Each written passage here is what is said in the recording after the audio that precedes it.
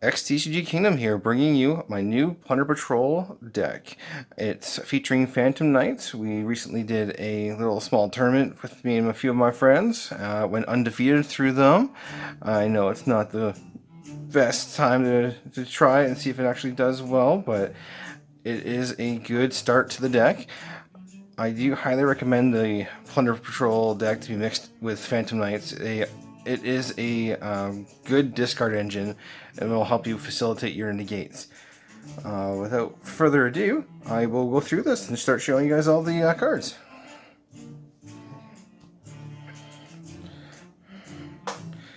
So we're going to start with 3 Redbeards.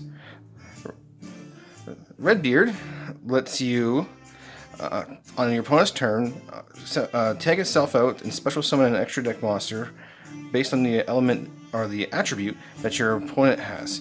It also is when it's discarded to the graveyard, you can actually, or sent from the field to the graveyard, you can actually special summon it to a spell and trap card zone under a extra deck plunder monster. So it's great for having some more effects off on your extra deck monsters based on the plunders that are attached to them. The next one is Bluebeard. Bluebeard here lets you special summon himself from the hand, and it's just another extension of the games as long as you control a plunder monster on the field. When he's discarded or sent to the graveyard, you get the discard card if you wish and then draw a new one. It's just a great extender. Can't say anything bad about him. He's really good. Whitebeard is the next one. Whitebeard is your main special summon from the deck once he goes to the field or the hand to the graveyard. He also has the same effect as Redbeard, where he can tag you out on your opponent's turn and bring out an extra deck monster. That's a Plunder Patrol, of course, based on the element your opponent uses, or attribute. And last but not least, the Plunder Patrol card that I like the most, and it's Golden Hair. Golden Hair lets you discard her card from, or a Plunder Patrol card from your hand to special summon her from the hand. Or if she's in the graveyard, special summon her from the graveyard by discarding any card. It does lock you into plunders, so make sure that you do not use her graveyard effect too quickly, because you need to be able to summon other cards out of the extra deck first before you go and lock yourself out of. That's it for plunders. A portion of the deck here. Put that here. The next portion of the deck is the Phantom Knights. So we got 2 Cloak, 2 Boots. With Cloak and Boots, your discarding engine portion of the Plunder Patrol deck really helps you out for searching out more cards and getting more cards to your hand, adding more of your negate trap cards with Boots here. So it's not a bad engine to use, and you don't really minus anything for discarding them off other effects for your plunder cards. So when you do a Golden Hair or the Shipyard, it's going to show off in a minute, you're not losing anything, and it gives you a Dark in the graveyard for a later card I'll show off too.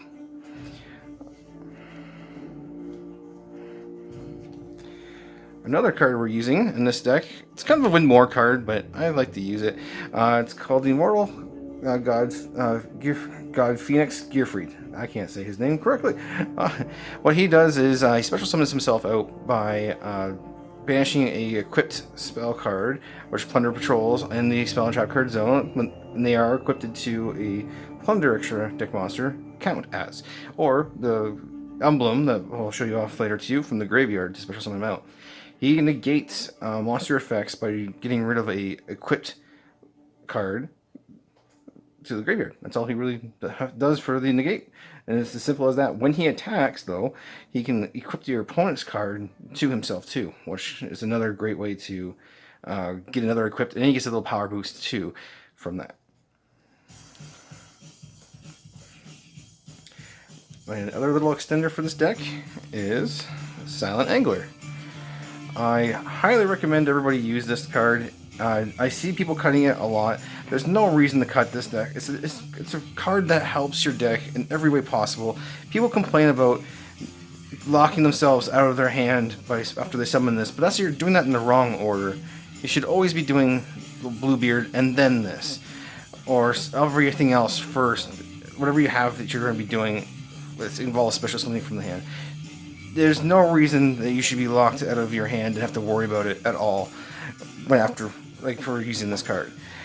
It's a free special summon. There's no reason to not use this. I highly recommend it. You get lots of value out of it by special summoning out of your hand just by controlling a water monster. And the only hand trap lineup I use in this deck, Ciphering. I do not care to use any of the other hand traps for this deck. I find that Ash Blossom and some of the other hand traps, you don't really stop your opponent too often. You stop one of their plays, they continue on, and they keep going. It was kind of like you wasted your one card in your hand just to have a fire in the graveyard, and that's not a good excuse. This helps you out a lot more going first or second. When you go first, using the field card always first. If you have this in the field card in your hand, you should always be using that field card. Your opponent tries to Ash Blossom you can use this on that. If your opponent tries to use any effect while you're trying to search or trying to do something before you summon, of course, you get a free level 8. It's not bad going first. Going second, of course, it's the best way to run the card. But going first is a great way. It has great synergy with it. And if you do use your shipyard and they don't stop it, you discard this. You get a free light in the graveyard, which facilitates your spell card to let you summon out your list, one of your strongest Plunder Patrol monsters from your extra deck. Don't sleep on it. It's a great card. I know it's getting more and more popular nowadays, and it is great in this deck too. You don't need any other hand traps really in this deck. Let's move on to the traps here. So we're gonna show you that here. I play actually Plunder Patrol Party. I do it at 1. It is only, I don't care to search for it unless I really have nothing else I really want to go for. It's like the second card I go for if I want to search off of effect of a monster or the field. It's a good draw card to be able to fix your hand too. Drawing as many cards as you have Plunder Patrol cards in your spell and trap card zone. It really does help your hand in fixing your hand. And then putting the extra cards back to the deck that you don't need anymore. And it's in the graveyard, you special summon a Plunder Patrol extra deck monster. It equips itself to that monster if you so choose. And then you can use your field and bounce it back to your hand and use it again.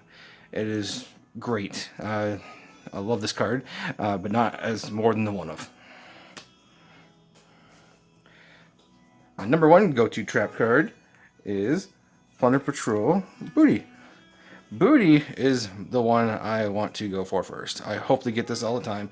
It is to help you against matches that you can't usually win against, like Earth and Wind monsters. Monster Reborn for your cards, and it's a free discard if you have one up already on the field to help your extra deck negate stuff. I don't recommend playing it at anything less than 3. It's not worth to cut this card at all. I really like the other continuous trap card for Plunder, but not as much as I like this. This is more for the grind game than the other one is. If they do a ban list and they limit stuff that can hinder your opponent, the other one would be good in here as a one of also. And then your Searcher for your Phantom Knight stuff. It's another negate, helps you out with your lists if you have lists on the field, and also helps you if you have your Immortal Phoenix up. It's a great way to just stop your opponent from playing, and you don't mind leaving an opponent's monster on the field because you want that monster for your Plunder Patrol effects. You can always get rid of it later with some other effect. It's not that bad. And let's move on to the spells. 3 of the Shipyard. For some of you guys. Shipyard lets you discard any card from your hand to add a Plunder Patrol monster or spell or anything like that to your hand. And then when it's in the graveyard, you can actually bounce any face up Plunder Patrol monster card in your spell and trap card or spell and trap card in the monster spell and trap card zone to set the card again. And then you can activate it, but you can't use the effect again, of course. But it doesn't stop you from losing out on an advantage. I usually keep this in my hand and don't use it right away sometimes, just because I want to have the bounce. The power boost and the attack is great too, and powers up your guys really strong. It's very hard for your opponent to beat over it. And that's pretty much it for the yard. And then 3 copies of Shaping. This one is a 3 of. I do not care about people using it as a 1 of, as a 2 of. It is a 3 of. You want your emblem, you want the monster or the spell or tracker you're going to banish this card off of to put onto your Plunder Patrol extra deck monster. There's no reason to play this anything less. You do want to see it, and it's going to become even more prevalent when Dragma comes out, that you want this, because when they end on a Shadal Winda and a Makaba, you cannot get off what you really want with those 2 cards up. This lets you do that by either hard summoning a Plunder Patrol monster from your extra deck, mostly lists, and then banishing and then adding your equip card to them, so it's very hard to out your list, and then running over their Winda and continuing your plays, or just adding a monster to your list to make them stronger, destroy your opponent's Winda, and then continue playing off from there. You won't be able to OTK them. You're not supposed to OTK in this deck. It's a control version of the deck, so don't be cutting this at anything less than 3. And then of course, Emblem. Emblem is your 1 card out to a lot of board stopping greatness, like Winda and Summon Limit and stuff like that.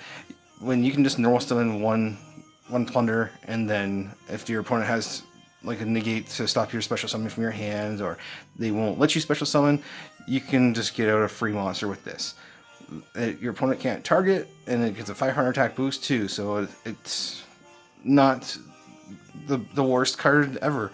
I'd rather see it at 3 than anything less than 3 is not that great.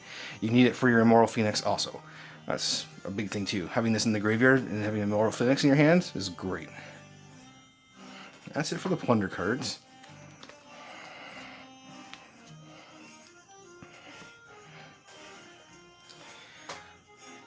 We have 2 Salvage. I prefer Salvage over any kind of other types of draw engine in this deck. It kind of is a draw and it kind of isn't. I'd rather not banish 10 of my cards for 2 cards when you need every resource of Plunder in this deck. It doesn't matter if you run 3 or 2 or whatever.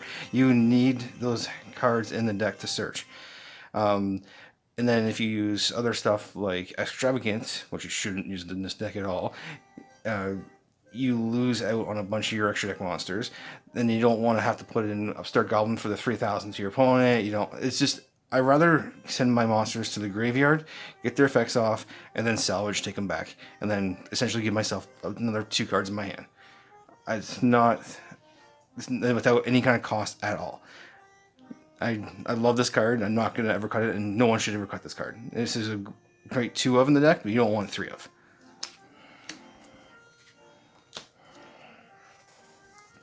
The last 2 cards I run are Terraforming and Foolish Burial. Foolish Burial will send either your Plunder, Golden Hair, most of the time, or any other Plunder card you want to the graveyard to help you facilitate your plays, or a Phantom Knight card, which you can do also to add more cards to your hand and continue your plays more. Terraforming is Terraforming. You add the field. There's not anything much to say for it. Alright. Now, the extra deck. Let's move this over here. All my Plunder Patrols in this deck consist of 2 ofs for the extra. I don't need 3. You don't need 3. You don't need 3. I don't know how to you just repeat that over again. You don't need 3. Unless you're running some kind of pure build that you need all 3, which you really ever don't because everything recycles itself. I don't see a reason to run 3. This is your negate. Negate any monster effect at all. Doesn't matter if he's equipped or not. And it doesn't matter if you control a Plunder Patrol card or not. It is just a Plunder Patrol monster or card in your hand to negate. If he has a Plunder Patrol card attached to him, you get to draw a card after you destroy the opponent's effect monster that tries to activate. And you get to special summon one from your hand or from the spell trap card zone to the field whenever you want, as long as you have one in your hand. It's simple as that. It's really good. I do not recommend not having it. So, next one is Plunder Patrol Mork. Mork banishes face-up monsters, effect monsters. That's important.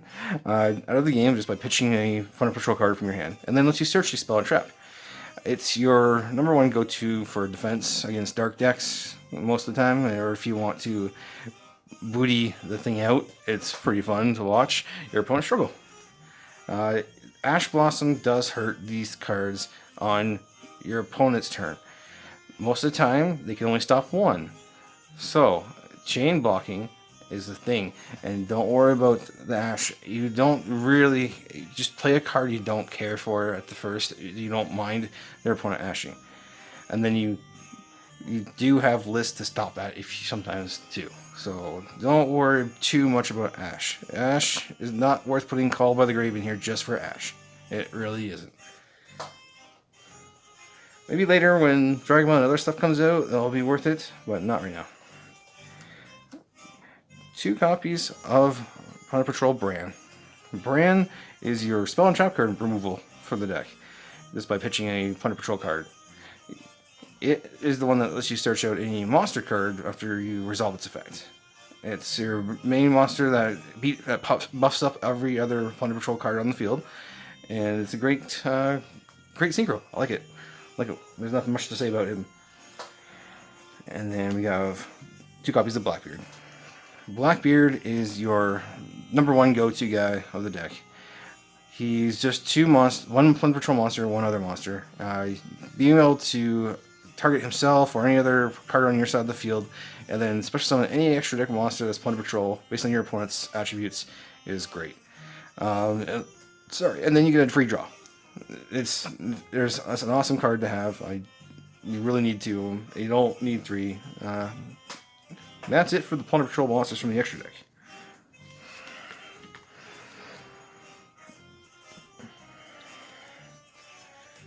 We're going to start with the synchros, the other synchros here. So we have Psyframe Lord Omega. Psyframe Lord Omega for the level 8 monster synchro has 2 really cool effects. One really good one is when Dragma comes out, or anything that requires you to pitch out your extra deck, he'll let you revive it back to the extra deck. So if you have a Plunder Patrol in your extra deck and you need to bring this and that back, go for it. If you're going to just hard summon this, just to start negging your opponent's hand, it is a great card to have while you have a banished shipping. You can put that back into your extra deck, back into your graveyard, and then you can go and use it again. It's awesome. It's a light monster too, so if he's on the field and you have the equip card, you can just special summon a list for free. That's that one. We have White Aura Whale. White Aura Whale is your Regeki on steroids. Destroys all face-up attack position monsters, and all it needs is 2 water monsters. It revives itself if your opponent tries to destroy it by battle or by card effect.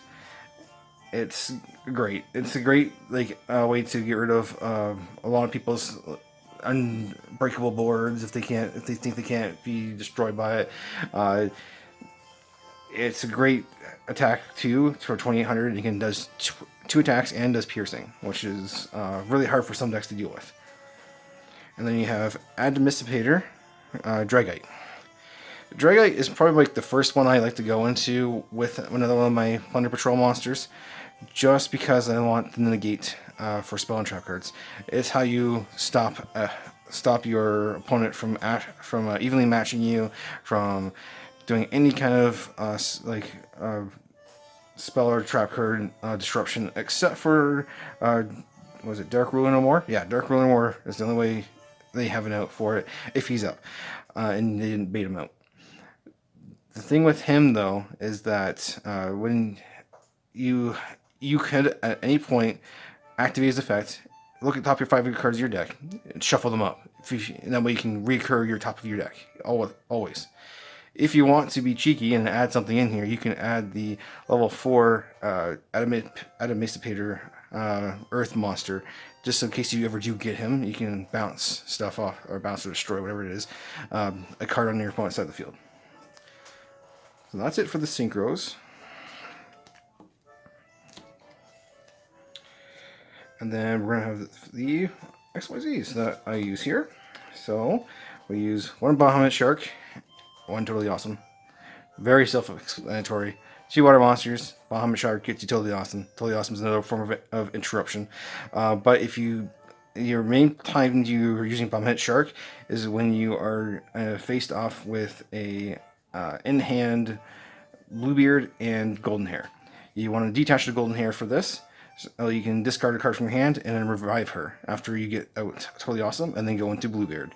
That is your #1 play with that hand. I don't go into it too often, but it's still fun to have.